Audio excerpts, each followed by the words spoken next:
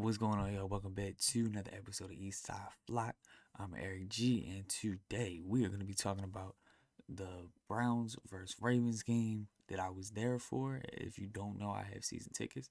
I will be at all the Ravens home games this season, and it was an exciting game to see. Yet I still have a lot of concerns about this team that I'm going to talk about going forward and why, you know, I don't have those Super Bowl aspirations like everybody else did and probably still has, and I'll kind of explain that as we go on in this video.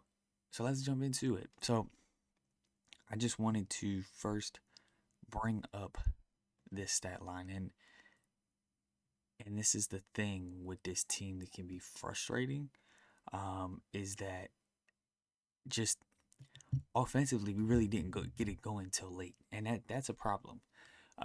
Obviously Lamar had a great game. He had 4 TDs, no interceptions, with a QBR 136, only 10 incompletions, and he carried the team. Let's be real. He was the offense. Um, Zay Flowers getting active. D Hop was the man. So many clutch plays from him. Rashad Bateman getting touches early. Obviously, Tez Walker, Wallace getting involved too. He had, the offense on the passing side had a great game. This is where I get a little concerned. Just the run plays seem like the same ones from Buffalo. Like, you heard the Browns talking shit about your run game and talking shit about Henry. You went out there and ran what looked like the same plays on film from Buffalo. Where was the creativity? They ain't even used the crack toss like I thought it was. His long was on a crack toss. They went for 8 yards and they just stopped running it. They were like, you know what? They seen it twice. I mean, it's crazy to see some of these numbers. Justice Hill had 3 attempts for 7 yards. Um, I, they stopped the run really well, and that seems to be a problem. Like, luckily, Lamar was able to find a way, and still have an outrageous performance and put up 41 points. But it was a struggle defensively. There was a lot of things I saw differently. This is crazy. Roquan having 15 total tackles is crazy. That's wild. Obviously, he had the fumble recovery too that went um for a touchdown, which was crazy. Kyle Van Noy was getting active. Obviously, one of the big people I want to talk about was really was TJ Tampa making a big play later on in the game too. He looked good. The defense looked better.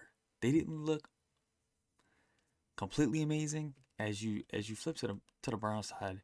Um, Flacco still had 200 yards, terrible QBR, but I just felt like they could have done a lot better shutting down the run, and they didn't do that. Like, you need to bring everybody to the line when you see a run.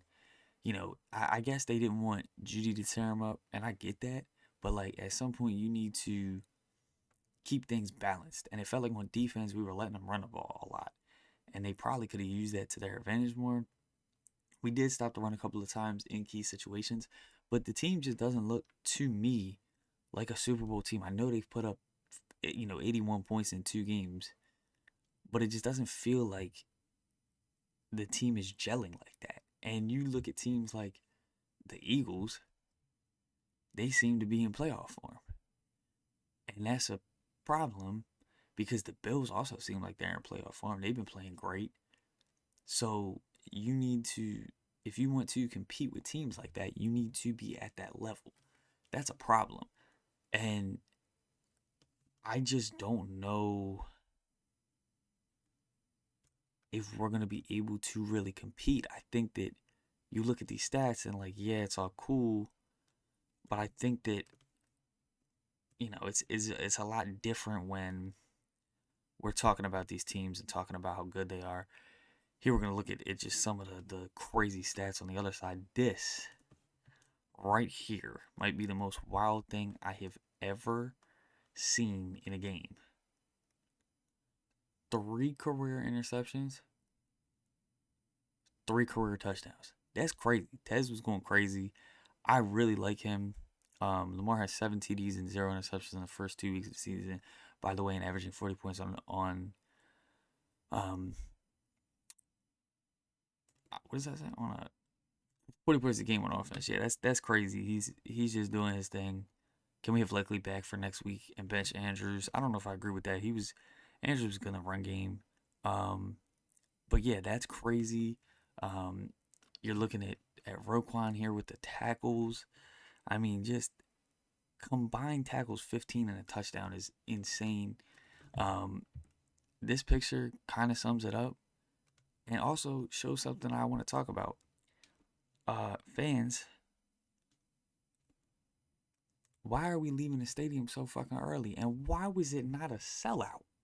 Like, to me, to see so many empty seats in that stadium was like, what the fuck, man? Like, real talk. We need to have home field advantage. That means you need to pack that stadium every single game. Bring the noise, bring the energy. Like, why the fuck was there so many seats? I bet there was probably almost like 15% of seats were empty, which is crazy. Like, that's something you just can't have happen. We're talking about, playing the Lions next week on Monday Night Football. That's a Monday night. More people gonna show up to that game than on a Sunday versus a division rival. It was crazy. Like, I went into it expecting to see a sellout. It wasn't. That was crazy. Um, but I think that one of the things that worries me about this team going to face the Lions is that the Lions have a good run and pass game. We weren't really able to manage, and we obviously only gave up 17 points. And really, really, we only gave up 10 because that last touchdown was crazy. And really, we only should have gave up 3 because if Marlon Humphrey just bats that ball down, they don't even get that touchdown in the first place.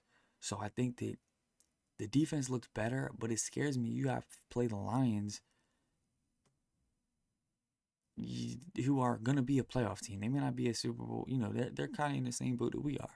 Has Super Bowl aspirations, but I don't know. The Lions is going to be a tough game. People saying that we're going to, we're going to smack them like we did the last time. That you better buckle up because that shit gonna be close and it's gonna be one hell of a game. I will be there. Get my ears blown out because we right underneath the fireworks. But um, yeah, there's something that I just don't trust the team. I know that it was a blowout win and like we won the game, but you know, for me, it's like if we're gonna have you know, these huge goals to go win a chip, you need to do things and see things in the regular season that can lead you to the playoffs to feel confident because we've choked in the playoffs. Year in, year out, we choke in the playoffs. So you need to fix that. And I just feel like there's not much being done. Shout out D Hop though. D Hop just did a fantastic job. He was doing what D Hop does. He is a guy that just makes plays. And I was really kind of unsure when we got him. Like I didn't know what we were doing at first, but I mean, look at this. It's just this play. On 2nd and 10, they're going to throw it again for Hopkins, and DeAndre Hopkins has got it. I mean, we supposed to do is a corner. Cam Mitchell in on the coverage, and the 33-year-old. But look at all that. They're going to throw it again for Hopkins. It's the fourth quarter. I get it. We blown out, but still, man. That's kind of how it was in the beginning of the game. But D-Hop does what D-Hop does. And he was a great pickup. So I think the team still has time, but you had to play the Chiefs and your hardest part of the schedule is right now. You don't have time to play week by week. So we'll see how they do. Let me know in the comments. Am I overreacting? Am I doing too much? Do you still have faith in this team to try to get to a Super Bowl, try to win a Super Bowl? Let me know down below. Follow me on Instagram for more Baltimore sports, and we will see you in the next one. Peace.